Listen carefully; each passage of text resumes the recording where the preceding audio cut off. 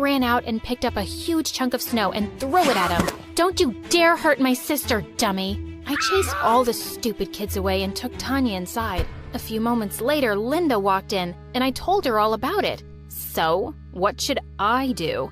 And what did you expect, really? Of course kids are gonna bully her for looking like a loser nerd. Linda, are you crazy? You're her mother! Do something! You want me to do something? Fine. From today, she won't go to school and anywhere outside, and then there'll be no more problems. What? How could she do that? Tanya ran up to her room in tears, and I went after her. Don't worry, little sis. I'll get you out of here.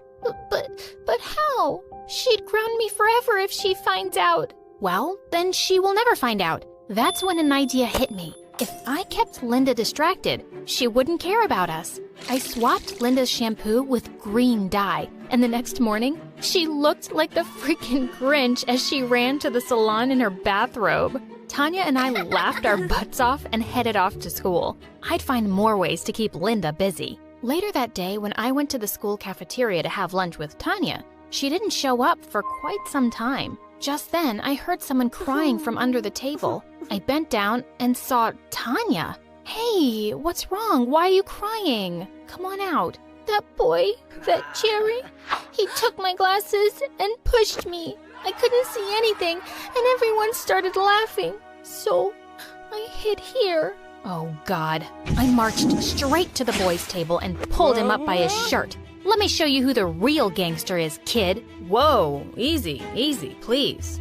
What's wrong? I turned around to see Sebastian, a new student who had just joined my class. This guy has been bullying my little sister, and I'm here to teach him a lesson. OMG, I'm so sorry. He's my younger brother, and I'll make sure to teach him better. It's just that we're new here, and he's having a tough time adjusting. But I promise, he won't do it again. He immediately grabbed the glasses from his little brother's hand and put them on Tanya. Well, that was sweet. Later during class, he apologized to me again, and I kind of felt I was too harsh with his brother. Hey, listen, it's just that I'm too attached to Tanya. I feel more like a mom to her, so I couldn't see her crying, and it's all right. I totally understand. Turns out, he and his brother were a lot like us. Their mother passed away long ago, and their dad was always away for work, and that connected us instantly. He also suggested that we all go sledding in the evening so that our siblings could get along. It sounded like a great idea,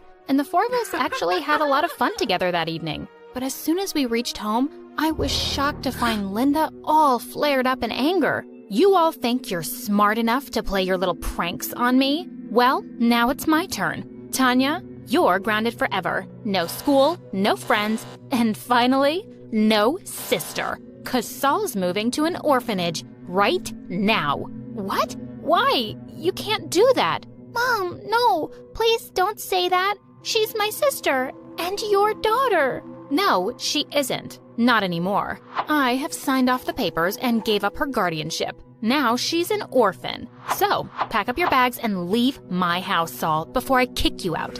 No, you can't make me leave. I tried to fight her for Tanya's sake, but that evil witch made the guards throw my stuff out of the house, and now I had no other option but to leave the house and Tanya. While I was leaving, Tanya kept screaming at me from the balcony. Please don't go, Saul.